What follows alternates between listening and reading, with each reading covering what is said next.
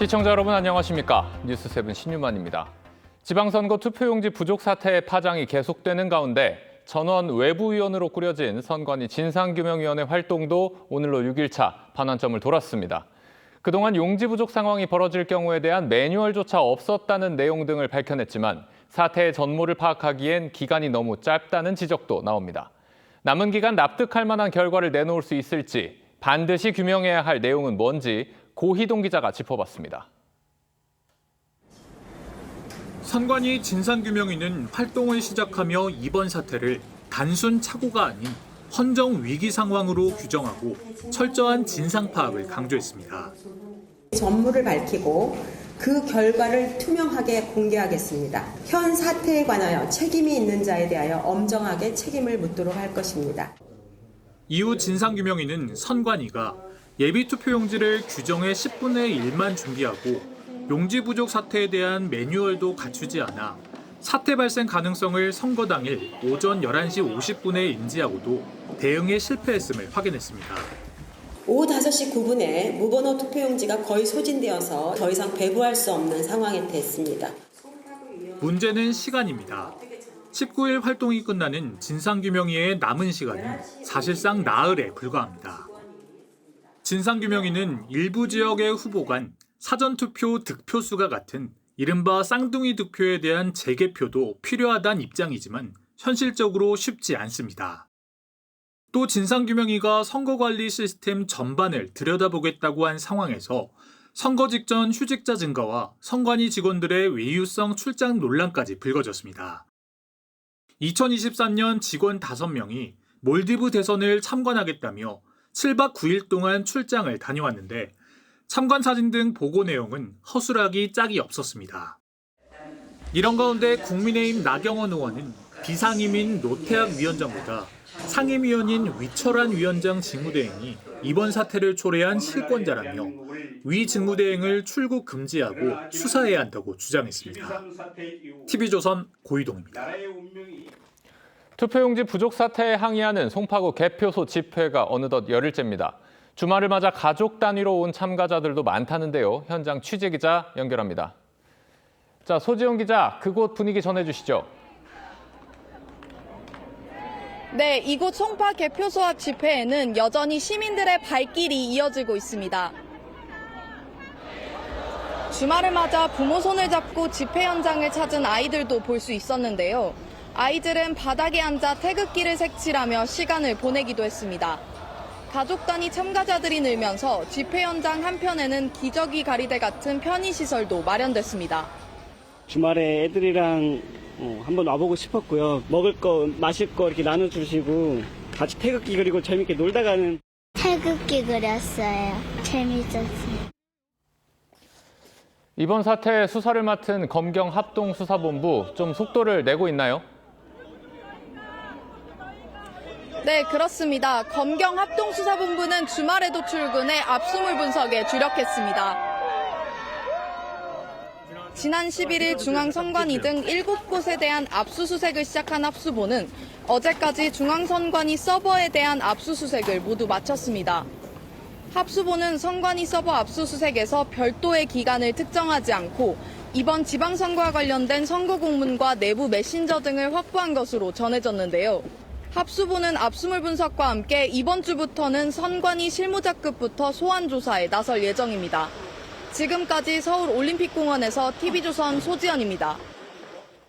선거관리 부실로 지탄을 받는 와중에 대구 선관위 직원이 청사 안에서 골프 연습을 하고 야근 수당까지 챙긴 일이 있었죠. 국민적 분노가 커지자 지역 선관위에선 주말 개인 운동 자제령까지 내리며 몸을 사리고 있습니다. 김태준 기자가 취재했습니다. 건물 4층 계단 창가에서 골프채를 연신 휘두르는 이 남성. 지난 9일 대구 중구선관위 청사에서 촬영된 영상입니다. 특히 해당 직원이 골프 연습 당일 버젓이 시간의 근무 수당까지 신청한 사실이 알려지면서 분노를 더했습니다. 소셜 네트워크 상에선 업무 시간에 골프 연습도 하느냐, 국민들이 무섭지 않느냐 등 격한 댓글들이 쏟아지고 있습니다. 파장이 커지자 선관위는 즉각 자체 감사에 착수했습니다. 감사로 지금 진행 중이고, 이 이제 조사 감사 결과에 따라서 어떻게 조치될지는 좀 지켜봐야 될 것 같고요. 다른 지역 선관위도 내부 단속에 나섰습니다. 일부 지역 선관위에선 오해를 살 만한 주말 일정과 개인 운동이나 스포츠 행사까지 자제시키는 분위기입니다. 이제 뭐 스포츠 행사나 이런 건 당연히 이제 취소하는 그런 분위기고요. 네. 지금 너무 자기가 빠져있고, 그렇죠. 되게 한국 사람은 그렇죠. 우리 일거수일투족이 다 지켜보고 있다고 생각하고 열심히 하자 하는 건. 부실 선거 관리에 기강회의 사건까지 더해지면서 선관위에 대한 국민적 불신은 더 깊어지고 있습니다. TV조선 김태준입니다.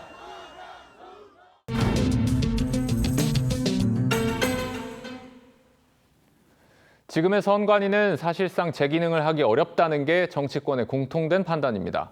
일각에선 해체론까지 나올 정도고 대대적인 개혁도 불가피한 상황이죠. 그런데 이런 수준의 개혁이 현실적으로 가능한지, 어떤 과제들이 남아있는지 정치부 이태희 기자와 뉴스더에서 짚어보겠습니다. 이 기자, 여야 모두 이 사안의 심각성에는 공감하고 있잖아요. 현재 논의가 어떻게 진행되고 있습니까? 네, 여야 모두 이번 사안을 선관위 자체 조사에만 맡겨둘 수는 없다는 입장이 확고합니다. 국회에는 국정조사 요구서가 제출돼 특위 구성과 조사 범인을 놓고 논의가 진행되고 있습니다. 동시에 특검 필요성을 언급하는 목소리도 나오고 있습니다. 다만 이 진상규명과는 별개로 선관위 조직을 어느 수준까지 뜯어 고칠지를 두고는 여야의 셈법이 다르고 각 당 내부에서도 의견이 분분합니다. 개혁의 당위성만큼이나 현실적인 한계도 따져봐야 한다는 목소리가 나옵니다. 그런데 선관위가 헌법상 독립기관이지 않습니까? 국회가 곧바로 구조를 뜯어고치기는 쉽지 않다는 얘기도 나오던데요. 네, 개헌 이야기가 나오는 이유가 여기에 있습니다. 네. 헌법 조항을 고쳐 선관위에 대한 외부 감사 근거를 명확히 두자는 주장인데요. 이 밖에도 선관위원 정수를 조정하거나 선관위원 파면 요건을 확대시키는 조치 역시 개헌이 동반돼야만 가능한 시나리오입니다. 서두에도 말씀드렸지만 선관위를 아예 해체하자는 주장도 많이 나오던데 이게 현실성이 좀 있습니까? 현재 선관위는 상설 조직 형태로 365일 운영이 되고 있습니다. 이 해체론의 핵심은요, 이 조직을 대폭 축소하거나 운영 구조를 바꾸자는 데 있습니다. 평상시에는 행안부 산하에 최소한의 행정 조직만 두고 선거 때마다 별도 기구를 구성해 운영하자는 주장입니다. 다만 이 상설 조직을 없앨 경우 선거 관리의 전문성과 안전성이 악화될 수 있다는 우려도 있습니다. 또 선관위를 행정부 산하로 둘 경우에는 정치적 중립성 논란이 생길 수 있다는 지적도 나옵니다. 가뜩이나 부정선거 주장이 사그라들지 않는 상황에서 선관위를 어떤 형태로 대체할지 정치권의 합의가 이루어지지 않는 한 해체 역시 쉽지는 않다는 시각이 적지 않습니다. 국내에는 지금 똑 떨어지는 정답이 보이는 것 같지는 않은데 참고할 만한 해외 사례들이 좀 있습니까?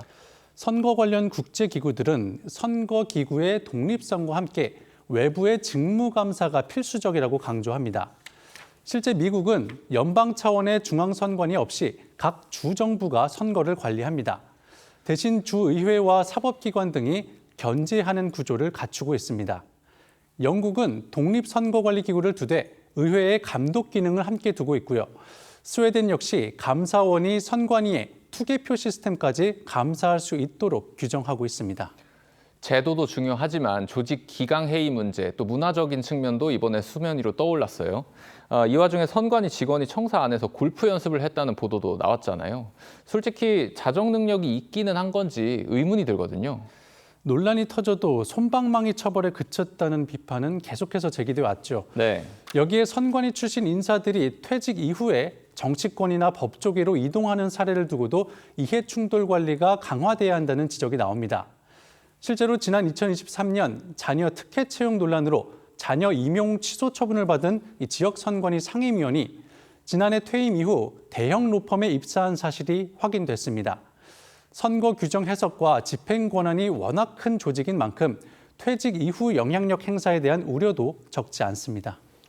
선거에 대한 신뢰 자체를 어떻게 회복할지 참 갈 길이 멀고 막막하다는 생각이 듭니다. 이태희 기자 수고했습니다.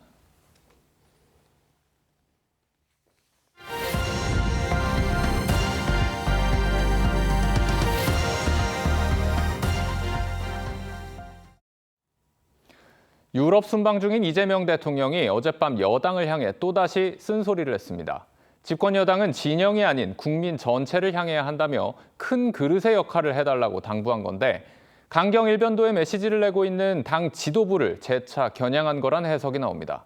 순방 출국 때 정청래 대표를 배제했던 이 대통령이 귀국 때는 어떤 입장을 보일지에도 관심이 쏠립니다. 최지원 기자입니다. 이재명 대통령이 이탈리아에서 올린 1627자 분량의 SNS 글입니다. 집권 여당은 우리 진영이 아닌 국민 전체를 향해야 한다며 대결과 배제보다 끊임없는 대화 소통을 통해 반발을 최소화하는 큰 그릇 역할을 해야 한다고 했습니다.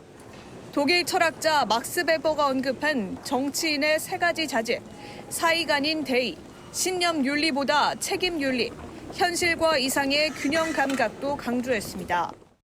정치가 이상만 고집하면 독선과 진영에 빠지게 된다며 신념의 언어보다 책임의 언어에 더 집중해야 한다는 겁니다.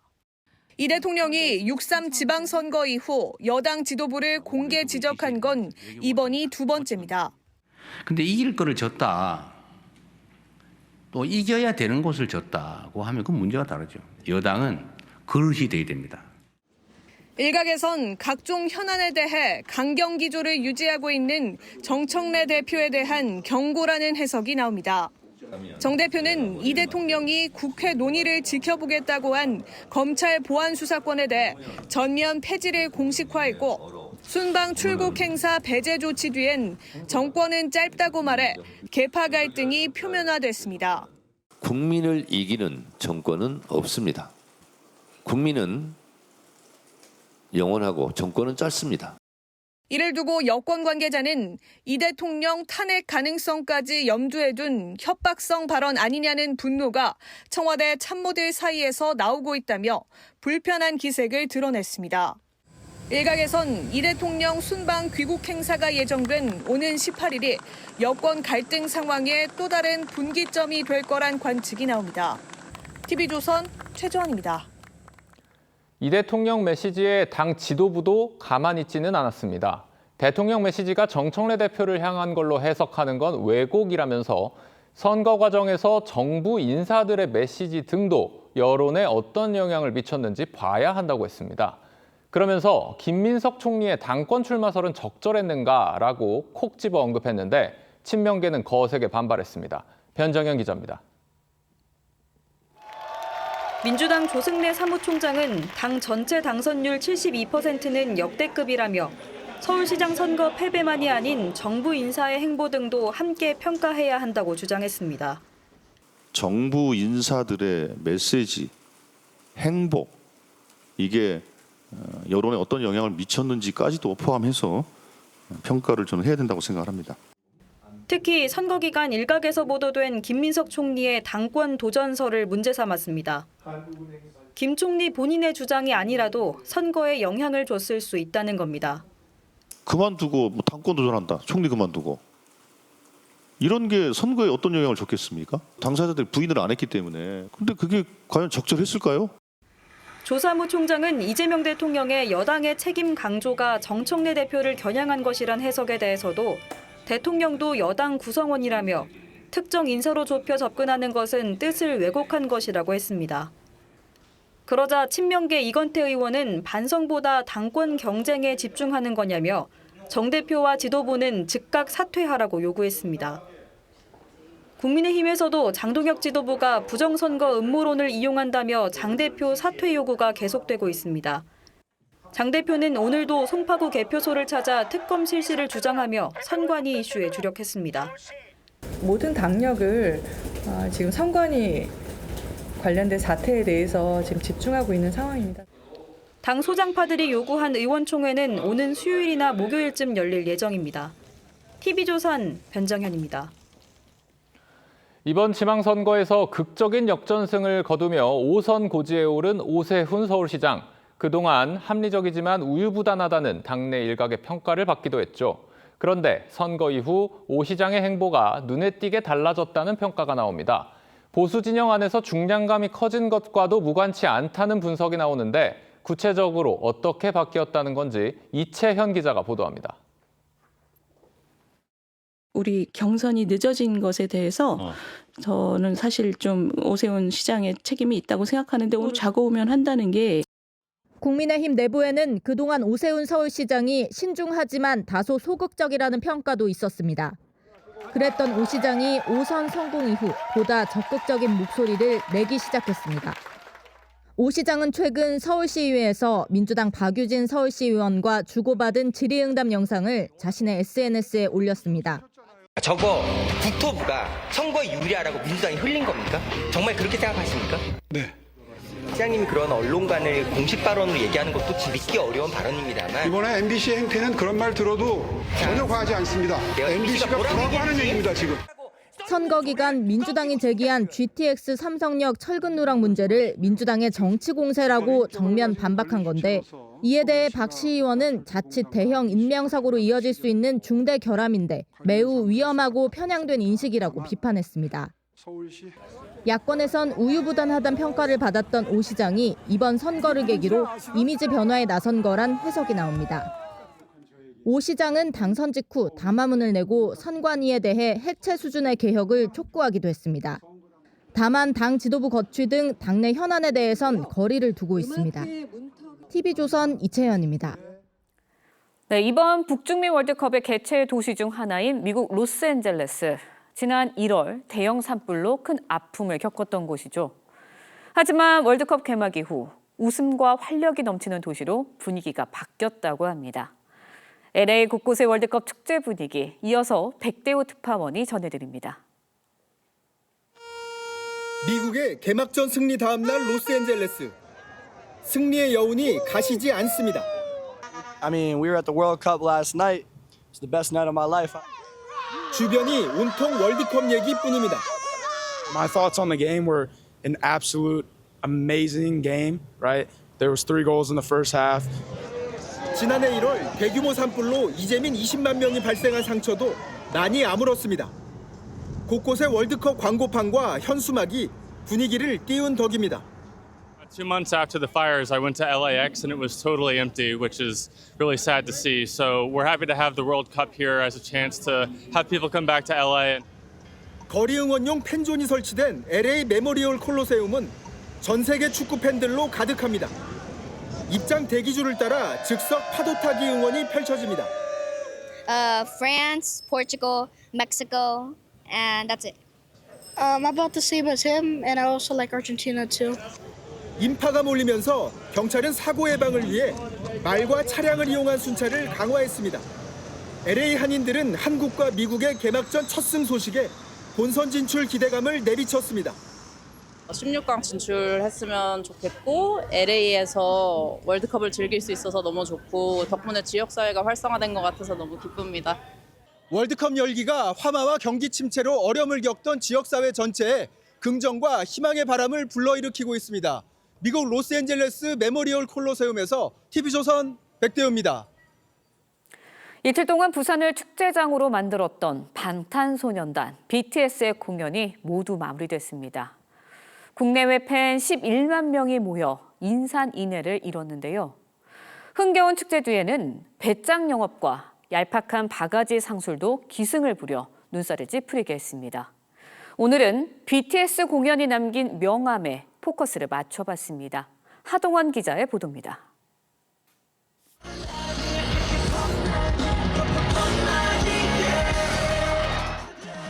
멕시코와 미국 등 북미 대륙을 뜨겁게 달궜던 BTS의 열기가 이번엔 부산으로 이어졌습니다. 보라색 의상에 응원봉을 든 글로벌 아미 11만 명이 집결하면서 부산 일대는 인산인해를 이뤘고 Korean traditional, like everything, food, dress, and I love watching K-drama. So I would like to be like wearing the same clothes in the drama. 식당과 백화점, 관광 명소는 물론 I bought a bag, gabang, and hairspin. They are beautiful items. 골목 상권까지 온종일 발 디딜 틈 없이 북적였습니다. 티켓을 이용해가지고 할인 받으시면은 고객님도 저렴하게 구매하실 수 있고 여기 해리단길 상인분들도 없던 매출이 생기는 거니까. 하지만 축제를 방불케 한 뜨거운 열기 뒤엔 먼 길을 달려온 팬들의 기대에 찬물을 끼얹는 바가지 상술이 기승을 부렸습니다. 하룻밤 최고 200만 원을 요구하는 일부 숙박업소의 배짱 영업에 I mean, it's okay to have a surcharge because it's a super peak season, especially for BTS. But I hope it's not that times 2, times 3, times 4 of the price. 공연만 보고 발길을 돌린 이도 있었습니다. 제가 본 데는 100만 원이 넘던데요. 그래서 그거를 하느니 차라리 왔다 갔다 하겠다 했어. 일방적인 예약 취소와 갑질 횡포에 원정 관람을 온 해외 팬들의 피해 호소도 잇따랐습니다. 이제 문제로 생겼는데 뭐 취소해달라고 약간 그런 문의를 하니까 약간 그렇게 식으로 적은 것 같아요. 직접 사과한다고 이렇게 보냈다더라고요. 지난달 한국관광공사에 접수된 관광 불편 신고 중 절반 이상이 부산에 집중됐는데 154건이 숙박 관련 민원이었습니다. 어떤 플랫폼으로 예약을 했는데 호스트가 설명 없이 일방 취소함 이런 것들입니다. 세계를 사로잡은 K-팝의 위상 뒤에 눈앞의 작은 이익을 탐하다 더 큰 도약의 기회를 우리 스스로 놓치고 있는 건 아닌지. TV조선 하동훈입니다.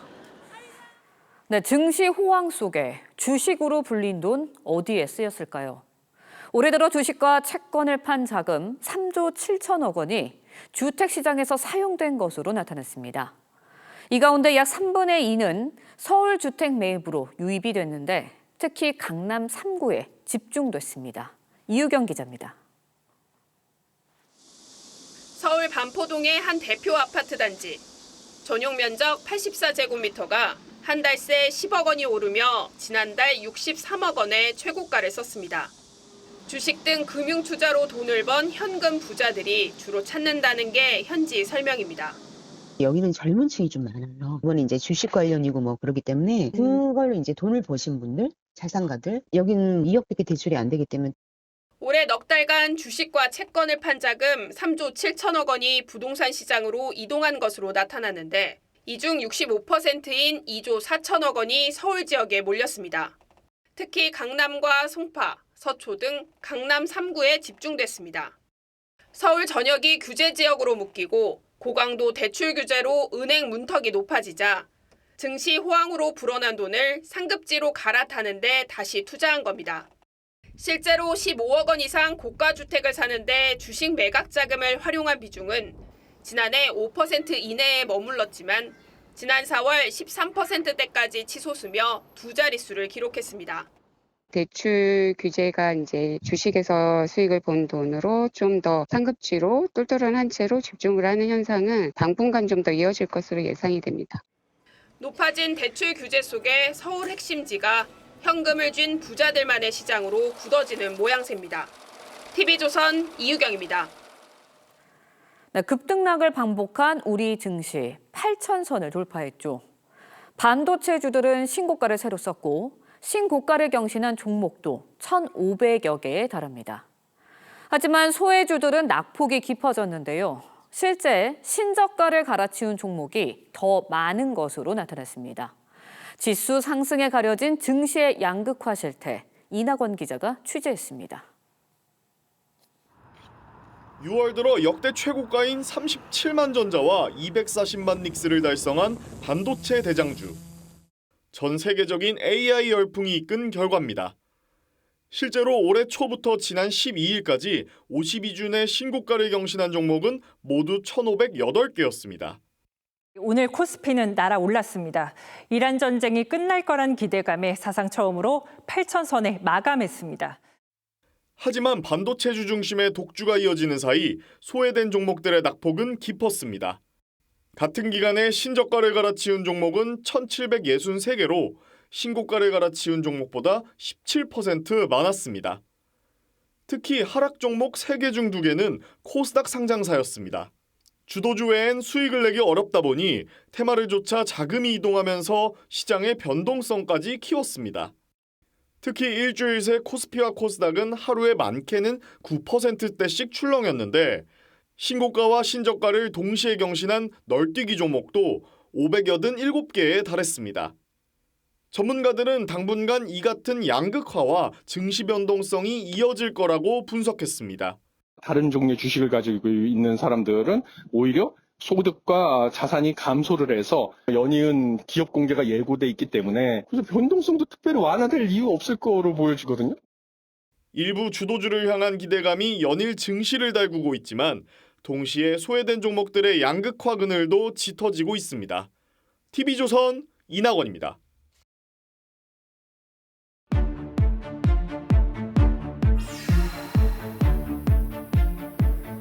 네, 70대 이상의 취업자 수가 처음으로 200만 명을 넘었습니다.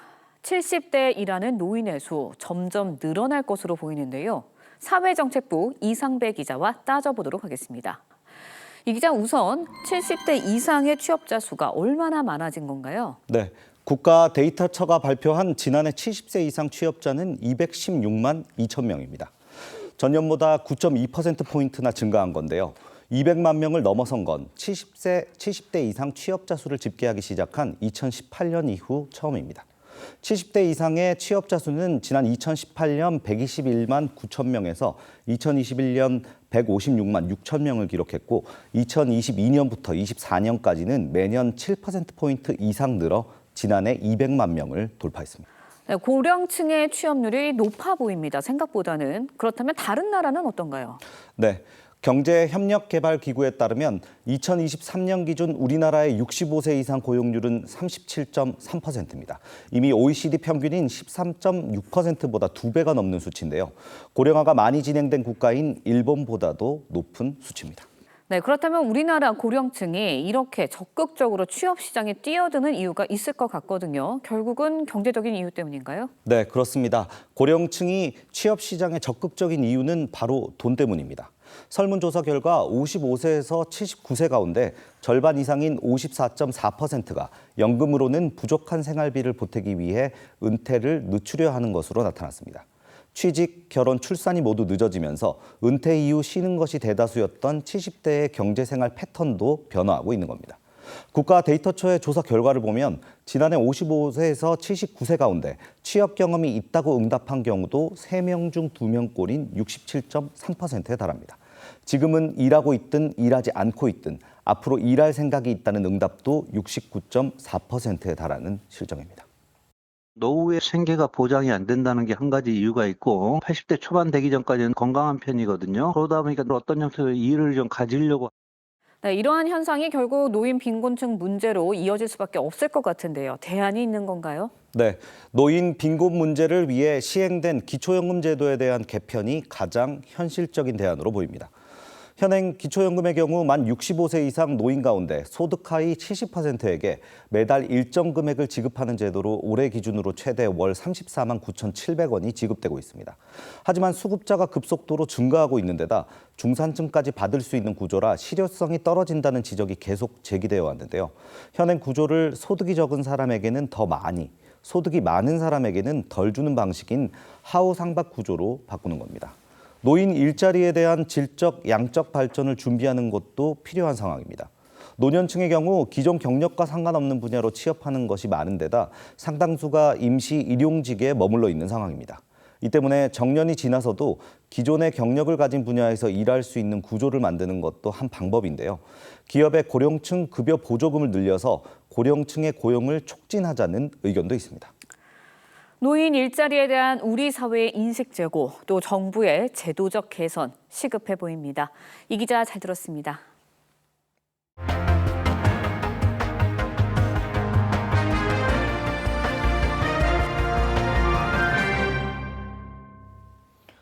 최태원 SK그룹 회장과 노소영 아트센터 나비 관장이 내일 법정에서 2년 만에 대면할 예정입니다. 재산분할 소송 파기환송심 조정 절차에 나란히 출석하는 건데요. 재산분할 싸움엔 급등한 SK 주가가 변수가 될 것으로 보입니다. 조유진 기자가 보도합니다. 지난달 열린 최태원 SK 회장과 노소영 관장의 파기환송심은 노 관장은 출석했지만 최 회장은 불참한 가운데 1시간 만에 끝났습니다. 오늘 합의해서 진전 좀 있었나요? 재판부가 최 회장이 출석할 수 있는 날에 다시 조정기일을 잡기로 하면서 내일 열리는 2차 조정기일엔 양측 모두 출석할 예정입니다. 최 회장과 노 관장이 법정에서 대면하는 건 2년 2개월 만입니다. 양측은 재산 분할의 규모와 방법, 기준에 대해 공방을 주고받을 것으로 보이는데 핵심은 SK 주식이 재산 분할 대상으로 인정될지 여부입니다. 2심은 노태우 전 대통령의 비자금이 SK그룹 성장에 종잣돈 역할을 했다며 SK 지분을 재산분할 대상으로 인정해 1조 3,808억 원을 지급하라고 판결했습니다. 하지만 대법원은 불법 자금이므로 노관장의 기여로 인정할 수 없다며 사건을 파기환송했습니다. SK 주식이 분할 대상으로 인정될 경우 어느 시점에 주가를 적용할지도 변수입니다. SK 주가는 항소심 변론 종결일 당시 한 주당 16만 원에서 현재 59만 원 선으로 3배 넘게 올랐습니다. 결국 SK 주식 가치를 어느 기준으로 볼지에 따라 재산 분할액이 수천억 원 이상 차이 날 수도 있습니다. TV조선 조유진입니다. 오늘 새벽 만취운전 차량이 한 군부대 정문으로 돌진했습니다. 술을 마시다가 과거에 어떤 군인과 싸운 일이 생각나서 분풀이를 하려고 했다는 건데 경찰에 붙잡히고 술이 깨고 보니 전혀 상관없는 엉뚱한 부대였다고 합니다. 김준석 기자입니다. 경기 이천시의 한 군부대 앞. 오늘 새벽 1시쯤 30대 남성이 1톤 화물차를 몰고 이곳 군부대 출입문으로 돌진했습니다. 부대 안으로 들여보내달라며 병사들과 실랑이를 벌이던 남성은 출동한 경찰에 현행범으로 체포됐습니다. 검거 당시 남성의 혈중 알코올 농도는 면허 취소 수준이었습니다. 남성이 만취 상태로 몰았던 차량입니다. 강한 충격 탓에 차량 번호판이 뜯겨져 나갔습니다. 인근 식당에서 술을 마시던 남성은 7km가량을 운전해 사고를 낸 부대까지 찾아왔습니다. 조사 결과 남성은 해당 부대와 아무런 연고가 없었습니다. 과거 인근 다른 부대 군인과 다투었던 기억이 떠올라 만취 상태로 찾아 나섰다가 엉뚱한 부대로 돌진한 겁니다. 군인과 개인적 다툼이 이전에 있었나 봐요. 갑자기 화가 나서 술 먹다가 이렇게 찾아가서 항의 차원에서 이제. 실제로 해당 군부대 측은 남성이 언급한 인물은 우리 부대와는 무관한 것으로 파악됐다고 했습니다. 남성을 군사기지법과 도로교통법 위반 혐의로 입건한 경찰은 구속영장 신청 여부를 검토하고 있습니다. TV조선 김준석입니다. 네, 중동 전쟁 상황 짚어봅니다. 미국과 이란의 종전 체결이 임박했다는 관측 속에 양측의 막판 신경전이 거셉니다. 트럼프 미국 대통령은 서명 시점을 현지 시간 14일 자신의 생일로 못 박았는데 이란은 트럼프의 생일 이벤트는 안 된다며 불편한 기색을 고스란히 드러냈습니다. 임유진 기자의 보도입니다. 트럼프 대통령이 SNS를 통해 예고한 이란과의 종전 양해각서 서명 시점은 현지 시간 14일. 공교롭게도 자신의 80번째 생일입니다. 핵심 쟁점인 호르무즈 해협은 서명 직후 개방되고 이번 합의가 이란의 핵무기 보유를 막는 결정적 계기가 될 거라고 강조했습니다. And most importantly, we have a deal that Iran will never have a nuclear weapon, which was the whole purpose of what. 하지만 이란은 며칠 내로 서명할 가능성은 있다면서도 적어도 14일은 아니라고 선을 그었습니다. 또 양해각서 단계에서 구체적 핵 문제 논의는 없다고 강조했습니다. موضوع بحث هسته‌ای رو ما موکول کردیم به توافق نهایی. 이란 혁명 수비대는 최종 합의도 끝나지 않은 상황에서 트럼프 대통령이 자신의 생일에 맞춰 정치적 이벤트를 연출하려 한다고 비판했습니다. 수도 테헤란 등에서는 강경파를 중심으로 미국과의 합의에 반대하는 시위도 이어졌습니다. 미 외신들은 양측이 14일 화상회의를 열고 전자서명에 나설 걸로 보고 있지만 핵심 쟁점을 둘러싼 이견 탓에 막판까지 치열한 기싸움이 이어질 전망입니다. TV조선 임유진입니다. 오늘 소나기가 내린 곳도 있었지만 경북 의성군의 낮 최고 기온이 32.9도까지 치솟는 등 전국 대부분이 초여름의 날씨를 보였습니다. 불볕더위 속 경남 함안의 들판은 30만 송이의 해바라기로 물들었는데요. 주말 나들이 객들에게 시원한 휴식을 안겼습니다. 이성진 기자입니다. 타는 듯한 햇살 아래 샛노란 해바라기가 강렬한 빛깔을 뿜어냅니다. 이제 막 고개 들기 시작한 꽃송이에서 화사한 자태를 뽐내는 꽃까지 들판에 생명력을 더합니다. 양산을 쓴 관광객들은 꽃밭 사이로 난 오솔길을 걸으며 그림 같은 풍경을 만끽합니다. 해바라기가 많이 만개해가지고 여기 풍차랑 뭐 풍경이랑 좀 잘 어울리는 것 같아요. 영원한 사랑이란 꽃말을 품은 황금빛 물결에 찰나의 순간을 담아두려 연신 셔터를 누릅니다. 하나, 둘, 셋. 함께 웃으며 일상의 무게도 잠시 내려놓습니다. 우울했던 마음도 꽃처럼 활짝 웃게 되네요. 야생화가 만발한 강변 유원지에도 나들이 객 발길이 이어졌습니다. 곁을 피할 그늘도 마땅치 않지만 한 줄기 시원한 바람에 더위는 저만치 물러갑니다. 그래도 바람은 세니까 뭐 땀이 조금 사라질 정도로 시원하게 느껴지네요. 오늘 서울 낮 최고 기온은 31.3도, 경북 의성 32.9도, 경남 양산 32.5도 등 전국 대부분이 초여름 날씨를 보였습니다. 내일 남부 내륙 지방을 중심으로 10mm 안팎의 비가 예보됐지만 서울의 낮 최고 기온이 32도에 이르는 등 이번 주도 더위가 이어지겠습니다. TV조선 이성진입니다.